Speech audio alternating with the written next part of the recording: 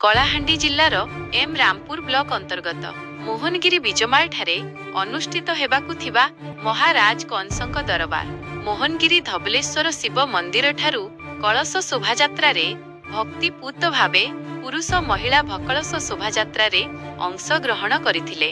इतिमध्यरे सांस्कृतिक परंपरा अनुजाई बैंड बाजा खोल करताल सह कीर्तन आदि कलश यात्रा को द्विगुणित शोभा वर्धित होइथिला, जहाँकि मोहनगिरी बिजामाल पुरुणा भाटी पड़ियारे कलश स्थापन होइथिला। एथिरे अंचलर शताधिक जनसाधारण एवं स्थानीय मोहनगिरी फांडी अधिकारी मनोज नायक समेत फांडी कर्मचारी जोग देई शांति श्रृंखला आयत्त करिबारे सहयोग करथिले।